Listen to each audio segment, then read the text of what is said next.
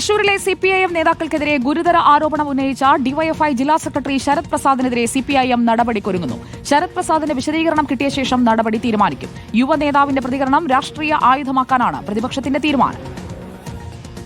AC Moideen, MK കണ്ണനടക്കമുള്ള മുതിർന്ന നേതാക്കളെക്കുറിച്ച് DYFI Thrissur ജില്ലാ secretary Sarath Prasad ഉന്നയിച്ച ആരോപണങ്ങൾ പാർട്ടി ഗൗരവമായാണ് പരിഗണിക്കുന്നത്.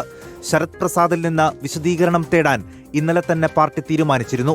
വിശദീകരണം കിട്ടിയ ശേഷമായിരിക്കും കൂടുതൽ നടപടികളിലേക്ക് പാർട്ടി കടക്കുക.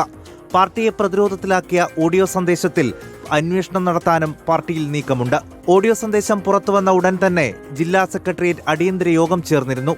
പുറത്തുവന്നത് തന്റെ ശബ്ദം തന്നെയാണെന്നും 5 വർഷം മുൻപ് പറഞ്ഞ കാര്യങ്ങൾ റെക്കോർഡ് ചെയ്യുമെന്ന് അറിഞ്ഞിരുന്നില്ലെന്നുമാണ് ശരത് പ്രസാദ് ഇന്നലെ റിപ്പോർട്ടറിനോട് പറഞ്ഞത്.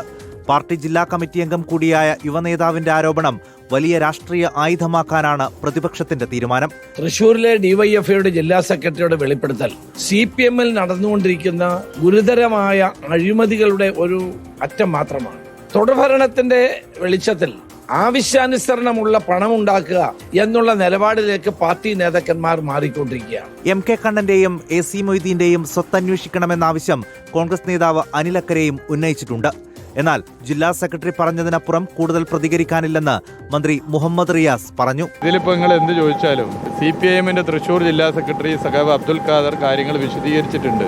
അതാണ് എന്റെ മറുപടി. പാർട്ടിയുടെ അഭിപ്രായമാണല്ലോ എനിക്ക് വേറെ അഭിപ്രായം ഇല്ലല്ലോ. ഞാൻ പാർട്ടിയിൽ നിന്ന് വേറെ ഇല്ലല്ലോ, പാർട്ടിന്റെ ഭാഗമല്ലേ. റിപ്പോർട്ടർ, തൃശൂർ.